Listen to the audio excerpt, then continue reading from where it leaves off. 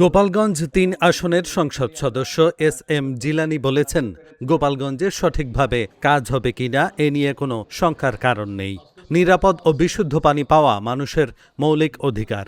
এ জলধারার নির্মাণের মাধ্যমে এ অঞ্চলের দীর্ঘদিনের পানির সংকট অনেকটাই লাঘব হবে। এলাকার মানুষের উন্নত চিকিৎসা নিশ্চিত করতে সরকার প্রতিশ্রুতিবদ্ধ। সোমবার টুঙ্গিপাড়া উপজেলায় অনুষ্ঠিত বিভিন্ন অনুষ্ঠানে প্রধান অতিথির বক্তব্যে সংসদ সদস্য এসব কথা বলেন। তিনি জানান, প্রধানমন্ত্রী তারেক রহমান গোপালগঞ্জে জেলার উন্নয়নে কোনো কার্পণ্য করবেন না। অঞ্চলের ভূগর্ভস্থ পানির সীমাবদ্ধতার কারণে ডিপ টিউবওয়েল স্থাপন সম্ভব না হলেও উচ্চ জলাধার স্থাপনের উদ্যোগ নেওয়া হয়েছে। সরকারের পক্ষ থেকে হাসপাতালের সমস্যা সমাধান সহ উন্নত চিকিৎসা নিশ্চিত করার জন্য প্রয়োজনীয় পদক্ষেপ নেওয়ার আশ্বাস দেওয়া হয়েছে। আরও কিছু কিছু প্রবলেম আছে এখানে।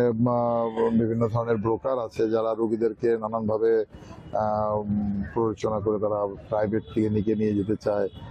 নানান ধরনের এগুলো আমি দেখব এবং এখানে একটি বিশেষ করে একটা কমিটি আছে, এখানকার ব্যবস্থাপনা কমিটিটা দীর্ঘদিন অকার্যকর। এটাকে কিভাবে সক্রিয় করা যায়, এটা নতুন করে করা যায়, সেটা করলে হয়তো প্রতি মাসে একটা মিটিং করলে এটা আরো সুন্দর এটা পরিচালিত হবে বলে আমি মনে করি।